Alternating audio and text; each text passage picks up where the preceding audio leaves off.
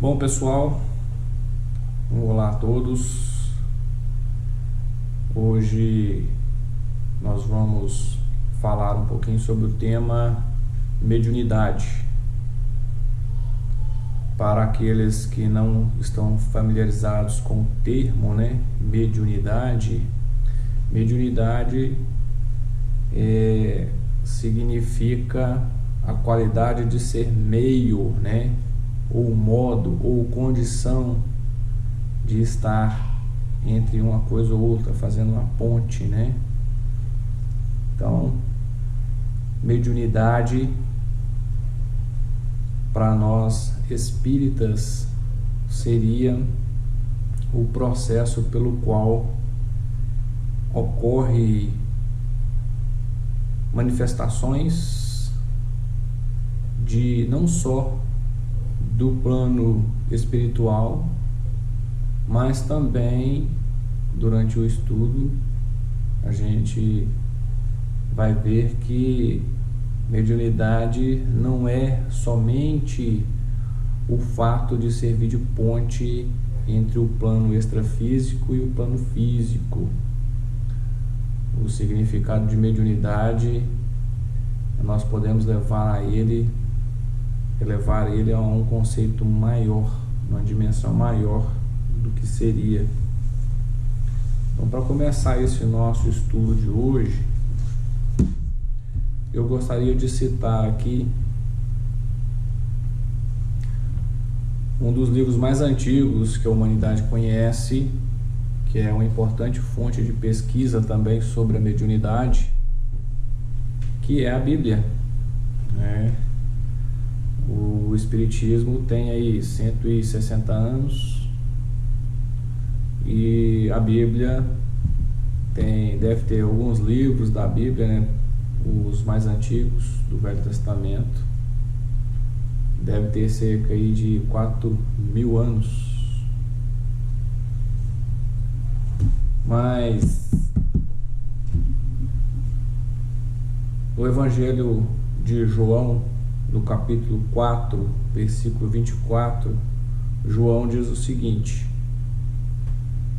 Deus é Espírito, e os seus devem adorá-lo em espírito e verdade. Então nós temos uma afirmação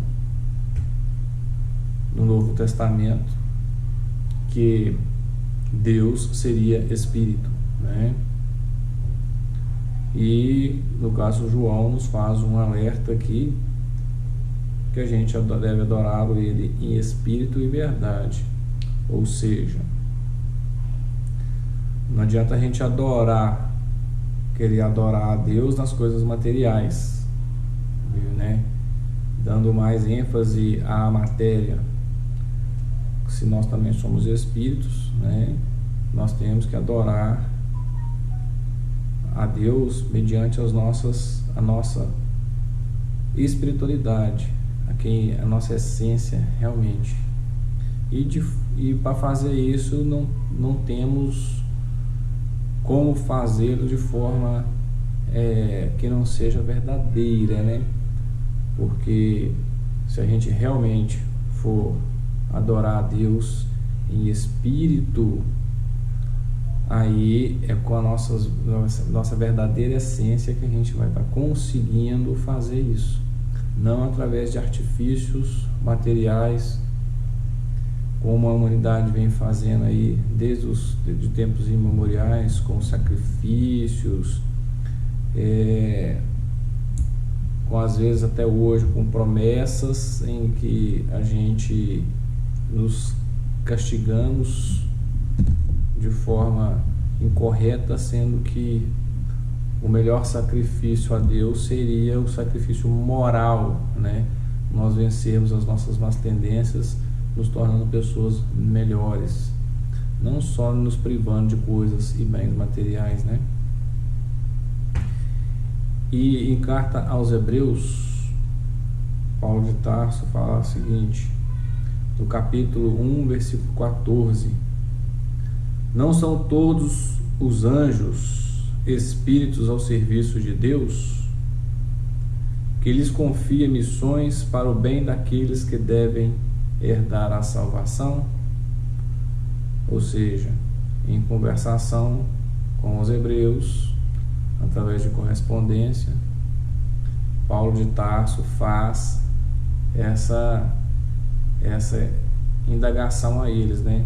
Não seriam os anjos espíritos a serviço de Deus? Essas observações, gente, referente à Bíblia, eu estou fazendo em cima de uma Bíblia que eu tenho aqui em casa, uma Bíblia católica, tá? Ave Maria. Eu estou falando isso porque, dependendo às vezes da tradução de uma para outra, vocês podem achar alguns termos diferenciados, tá ok? Bom, então eu queria frisar bastante nesse início o seguinte, que Deus, sendo Espírito, né, e os anjos sendo também espíritos a serviço de Deus, nós podemos dar uma pequena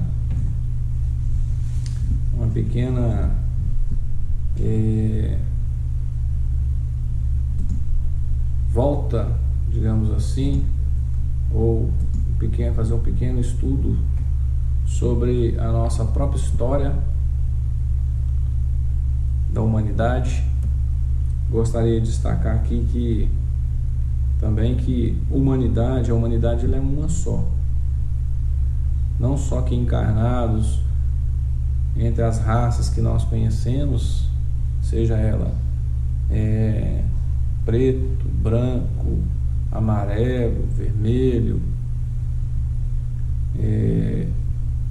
nós somos uma única humanidade, inclusive a humanidade que está no mundo espiritual, ou seja, não tem já um corpo de carne. Então a humanidade ela é uma só, seja ela encarnada ou desencarnada, todos nós juntos somos uma humanidade só.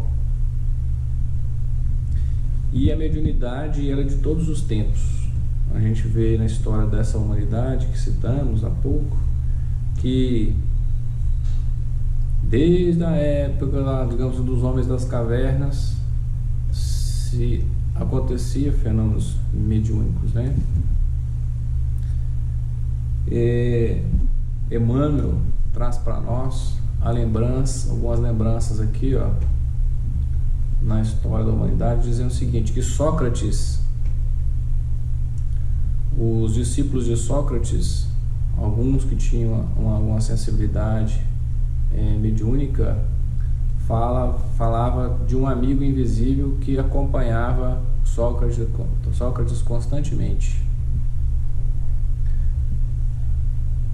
Plutarco, ao encontro de Bruto, certa noite, com um dos seus perseguidores desencarnados, a visitá-lo em pleno campo.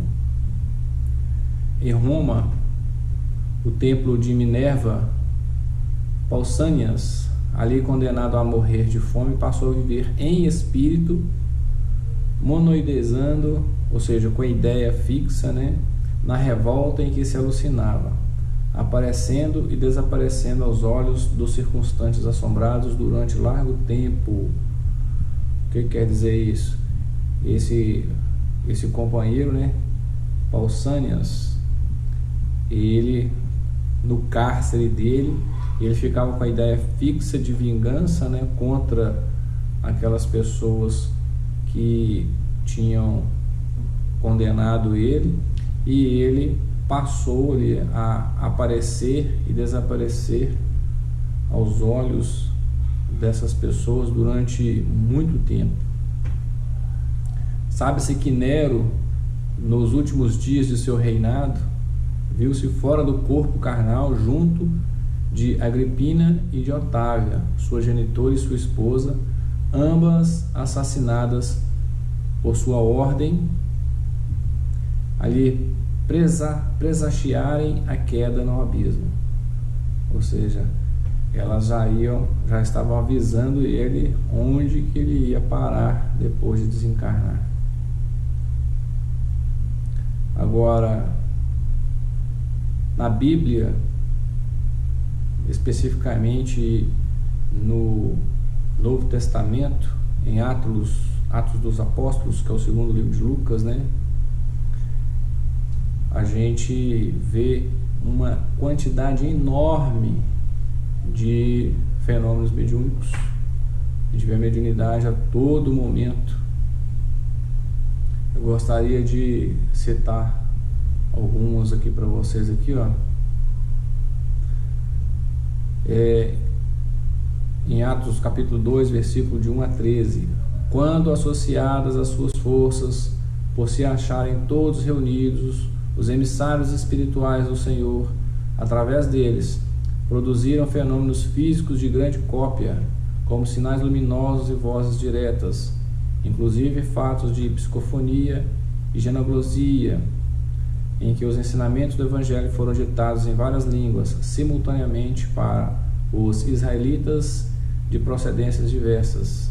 Desde então, os eventos mediúnicos para eles se tornaram habituais. Espíritos materializados libertavam-nos da prisão injusta. Isso tudo a gente encontra lá, né? A psicofonia seria a capacidade do ser espiritual falar através do medianeiro, né? Aquele espírito encarnado.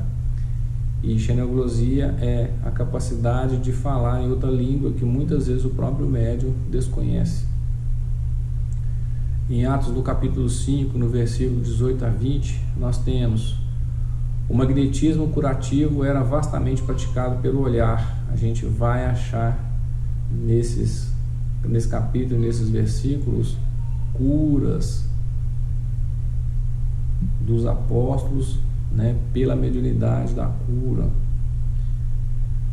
Cura pela imposição de mãos, no capítulo 3, versículo 4 a 6. Nós vamos ver sobre os espíritos sofredores, onde eram retirados de pobres obsessos, aos quais vampirizavam. E isso está no Atos dos Apóstolos, no capítulo 9, versículo 17. No capítulo 8, versículo 7, a gente vai achar um homem objetivo e teimoso, né, que é o quanto Saulo de Tarso, desenvolve a clarividência de um momento para outro, vê o próprio Cristo às portas de Damasco, ele recolhe as instruções. Nós vamos ver também lá nos Atos, capítulo 9, versículos 7 a 3. E porque Saulo, embora corajoso, experimente enorme abalo moral, Jesus, condoído, procura Ananias, médium clarividente, na aludida cidade, e pede-lhe socorro para o companheiro que encetava a tarefa. Ou seja, depois que é aflorada a mediunidade de Paulo, que ele vê a Jesus, ele fica desnorteado, cego, e Jesus vai até Ananias e pede para Ananias ajudar, né, o Saulo. E Ananias sabia que Saulo tinha ido a Damasco para poder matá-lo, né? Mesmo assim, ele atende o pedido de Jesus e acolhe Paulo. Lá em Atos, capítulo 9, versículos 10 e 11, nós encontramos lá: não somente a casa dos apóstolos em Jerusalém, mensageiros espirituais prestam contínua assistência aos semeadores do Evangelho, igualmente no lar dos cristãos em Antioquia, a mediunidade opera serviços valiosos e incessantes. Dentre os médios aí reunidos, um deles de nome Agabo. Tudo isso que eu estou passando aqui para vocês, a gente encontra nos Atos dos Apóstolos, viu, gente? Incorpora um espírito benfeitor que realiza importante premonição. E nessa mesma igreja, vários instrumentos medianímicos aglutinados favorecem a produção da voz direta, consignando expressiva incumbência a Paulo e a Barnabé. Em Atos, no capítulo 13, versículo de 1 a 4, Em Trode, o apóstolo da gentilidade, que seja Paulo, recebe a visita de um varão em espírito, a pedir-lhe concurso fraterno. Então nós temos uma gama de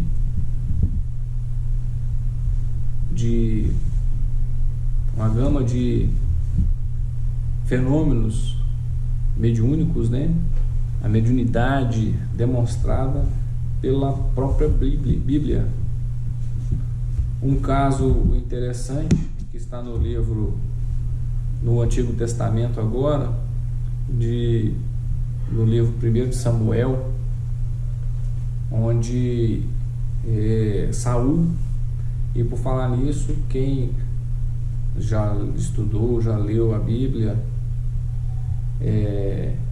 pode verificar novamente se quiser, que Saul, ele sempre andava com um médium do lado, um jovem médium. Bom, mas o que eu queria relatar para vocês, que consta lá, provado aí há milhares de anos na própria Bíblia, em que Saul, chegando em determinado local, na vizinhança de uma cidade, ele vê um grande número de soldados, até então inimigos, e ele fica com medo, reza a Deus, pede auxílio aos profetas, que na época eram médiuns, era o nome que se dava aos médiuns, né? E ninguém consegue dar uma luz para ele a respeito daquilo. O que ele faz então? Ele pede para eles procurarem para alguém achar uma necromante. O que era necromante naquela época? Necromante seria uma pessoa que evocava os mortos. Só que o próprio Samuel tinha proibido essas práticas, na mesma linha de Moisés, pelo simples fato do abuso, né? E eles então acham uma necromante, e ele vai até ela pergunta o que ele quer, e fala que ele queria que ela evocasse um morto. Já é a própria Bíblia falando que na verdade não se morre, né, gente? Se a pessoa realmente morreu, acabou, então não teria como se evocasse. E a pergunta ele, então, mas quem que você quer que eu chame, né? Ela fala, eu quero que você chama Samuel. Aí quando ela faz a evocação, que lá na Bíblia lá consta que ele se elevava da terra, aí dá a impressão de que ele estava abaixo da crosta, né? E se eleva, e ela vê, distingue quem que é. Saul pede para ela descrevê-lo. Ela descreve, não, para ele mesmo. Aí ela fala assim, mas você me enganou então, né? Você é Saul, e estou correndo risco de morte. Ela fala assim, não, você pode ficar tranquila que não vai acontecer nada com você, porque eu preciso falar com ele. E então ele vai e conversa lá o que ele tem que conversar com Samuel. Se vocês tiverem curiosidade de buscar lá, vocês vão saber qual foi o diálogo. Não muito agradável o diálogo.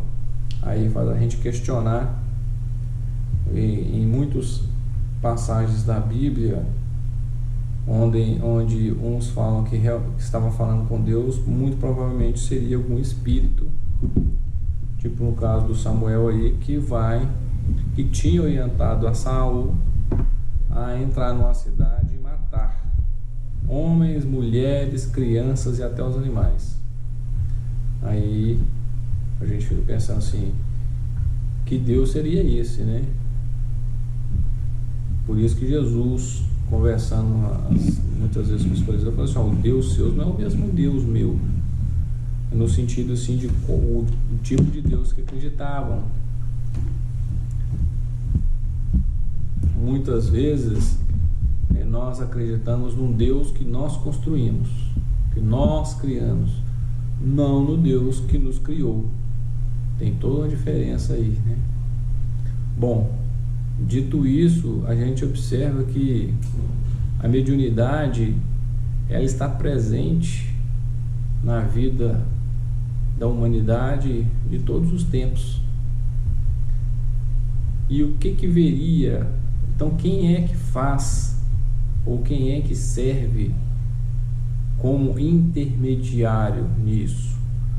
A pessoa que serve como intermediário, Kardec deu o nome de médium, que seria esse indivíduo que consegue fazer essa ponte entre um lado e o outro.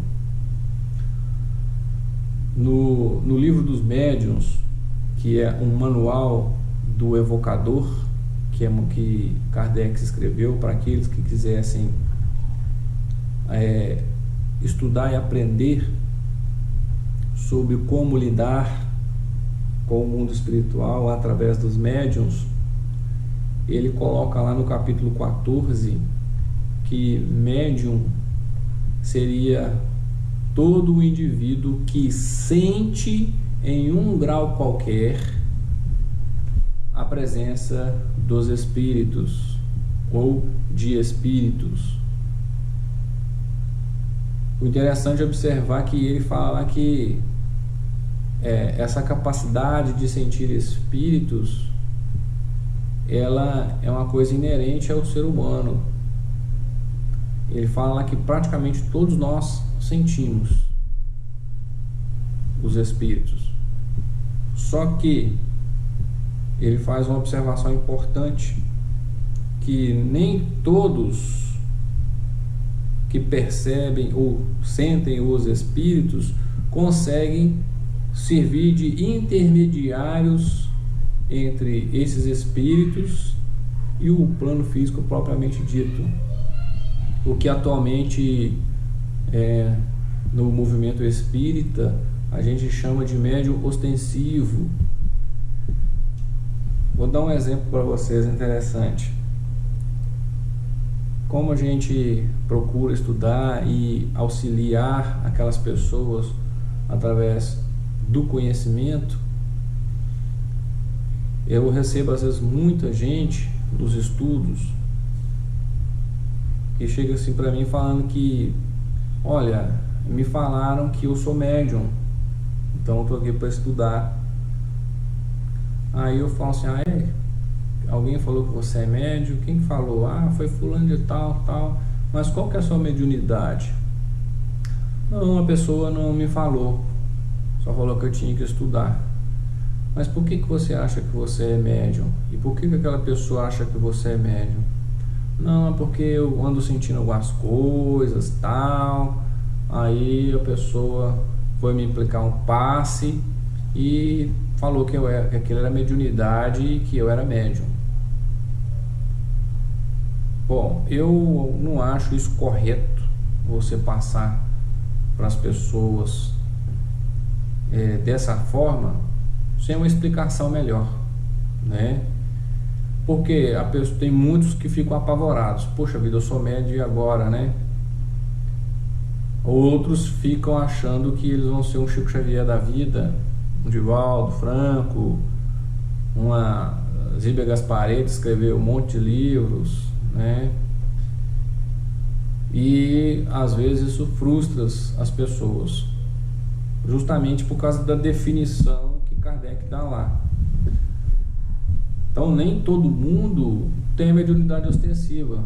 Então praticamente todos, com raríssimas exceções, sentimos a presença dos espíritos.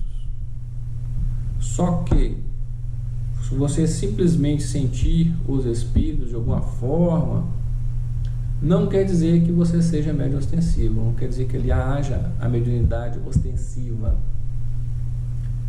que é aquela na qual a pessoa consegue produzir algo. Por exemplo, o espírito fala através da pessoa, o espírito pinta através da pessoa, o espírito psicografa através da pessoa, né? Então há uma produção ostensiva. O espírito às vezes cura através da pessoa. Então há uma produção, digamos assim, mediúnica ali. Então há um fenômeno mais ostensivo ocorrendo, a pessoa está servindo de ponte. E tem aqueles médiuns que são anímicos, ou seja, ele não precisa de espíritos para servir de ponte entre o mundo espiritual e o mundo físico. Quais são eles? O vidente, o clarividente, o audiente, o clareaudiente. Ele tem essa instrumentação em si, ele não precisa de espíritos produzirem nada através deles. Eles, a própria pessoa, consegue captar isso do plano espiritual e passar. Então, fora todas as outras pessoas que sentem, não necessariamente vão desenvolver uma mediunidade nessa encarnação, pelo menos, a ponto de se tornarem médiuns ostensivos, né? Isso aí é muito importante a gente destacar. Outra coisa que eu acho interessante é que algumas pessoas que às vezes têm a mediunidade ostensiva, elas falam assim: mas eu não quero ser médium. A doutrina espírita esclarece para nós que a mediunidade ostensiva, ela vai chegar, ela é como se fosse uma potencialização do ser humano. Ou seja, vai chegar um tempo em que todos nós, sem exceção, vamos ter uma certa ostensividade mediúnica. É como se, à medida que a gente fosse desenvolvendo enquanto seres humanos, desenvolvendo a nossa capacidade intelectual, a nossa capacidade moral, o nosso próprio físico, que ainda está em desenvolvimento ainda, nós vamos potencializando, digamos assim, esse órgão sensorial, em que um dia todos nós vamos ter uma sensibilidade mediúnica mais exacerbada, mais ostensiva. Isso não quer dizer que todo mundo vai sair dando passividade. Essas mediunidades ostensivas que nós temos hoje, elas são ensaios ainda, né, para esse tipo de mediunidade que eu estou falando. O que eu quero dizer é que vai chegar um tempo em que, como já existe em outros mundos que a espiritualidade nos fala, onde a população encarnada conversa, vê, interage com o plano espiritual com muito mais facilidade, mais tranquilidade, sem medo, sem tabus do que é hoje, né? Porque praticamente todos têm uma mediunidade ostensiva e para eles é uma coisa normal, uma coisa comum. Então nós vamos chegar todos um dia a esse ponto. Bom, então atualmente nós passamos aí por esse desenvolvimento de cada um de nós. Por que então que todos não têm a mediunidade ostensiva? É justamente por causa disso.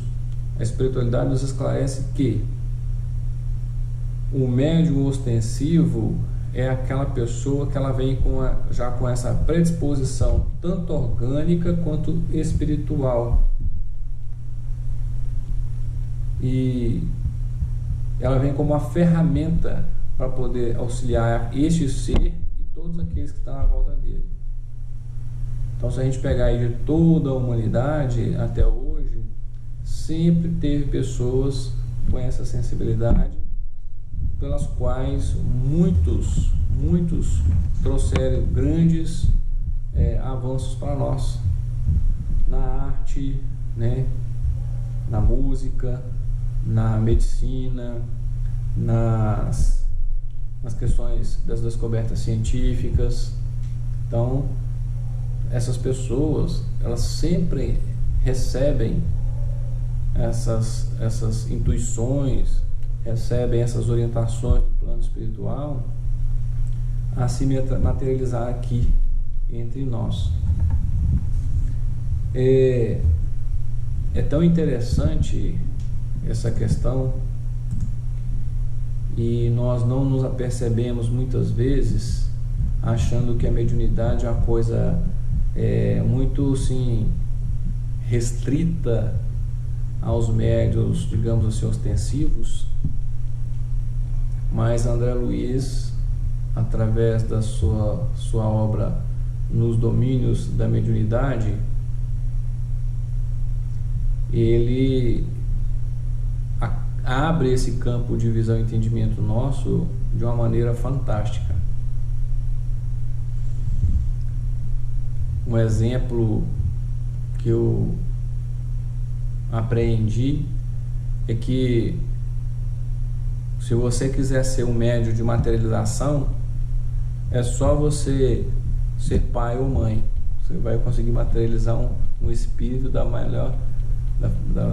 forma mais perfeita que existe, né? André Luiz traz pra gente aqui, ó, no finalzinho do livro, no último capítulo do livro Os Domínios da Mediunidade, ele fala o seguinte: a mediunidade como instrumento da vida surge em toda parte. Olha que bonito. O lavrador é o médium da colheita. A planta, médium da frutificação, e a flor, o médium do perfume. Em todos os lugares, damos e recebemos, filtrando os recursos que nos cercam e moldando-lhes a manifestação segundo as nossas possibilidades. Ou seja, olha aqui, ó, qualquer lugar que a gente estiver, nós recebemos as coisas, nós filtramos ela e às vezes a gente passa adiante de acordo com a minha visão, com o meu formato e ou com as minhas possibilidades. Ou seja, a gente percebe assim que o medianeiro, muitas vezes, ele pode influenciar ali no resultado final do que seria o produto que os espíritos gostariam de estar passando, né? Aqui já vem uma dica. E ele fala aqui, ó: vimos-nos defrontados por singela oficina de carpinteiro. E o orientador falou o seguinte, que indicou ao operário que aplainava enorme peça e falou: possuímos no artífice, ou seja, no carpinteiro, o médio de preciosas utilidades. Da devoção com que se consagra ao trabalho nasce elevada percentagem de reconforto à civilização. Ou seja, o carpinteiro, ele serve de meio para transformar a matéria-prima da madeira num banco, numa cadeira, numa mesa, num mobiliário, né? Não longe, surpreendemos pequena marmoraria à porta, qual um jovem envergava o escopo ferindo a pedra. E o orientador fala: eis o escultor, o médium da obra-prima, a arte e a mediunidade do belo, em cujas realizações encontramos sublimes visões do futuro que nos é reservado. Ou seja, o escultor esculpindo a pedra, ele passa a ser o médium do belo, exercendo a mediunidade do belo. O assistente prosseguiu, considerando que passavam perto dos empregados recolhendo lixo de extensa praça.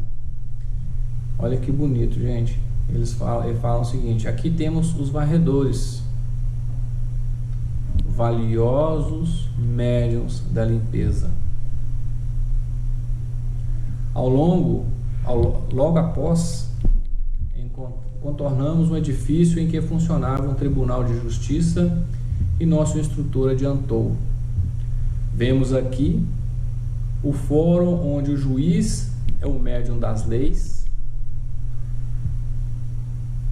todos os homens e suas atividades, profissões, e associações são instrumentos das forças a que se devotam. Produzem de conformidade com os ideais superiores ou inferiores em que se inspiram, atraindo os elementos invisíveis que os rodeiam, conforme a natureza dos sentimentos e ideias de que se nutrem. Às vezes, as pessoas me perguntam assim, quando chegam à conclusão de que não tem aquela mediunidade ostensiva, aí alguns me perguntam assim: Maxwell, para que estudar a mediunidade então, se eu não tenho a mediunidade ostensiva? Aí, através, inclusive, desse estudo de hoje, a gente observa que é o seguinte: na realidade, a mediunidade está em tudo. Em tudo. A todo momento nós somos meio de alguma coisa. A todo momento nós aprendemos algo, captamos algo, recebemos algo e de alguma forma passamos aquilo para diante. Não é à toa que André Luiz traz para a gente aquelas mensagens fantásticas ali, onde o varredor de rua é o médico da limpeza, o médico é o médico da saúde, né? O terapeuta é aquele que leva a saúde, o professor é o médium do ensino, da instrução,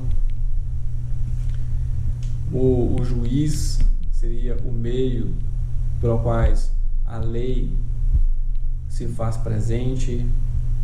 Então, em todos os momentos da nossa vida, tudo aquilo que a gente se dedica, nós atraímos para nós forças invisíveis equivalentes. É o que disse Eli.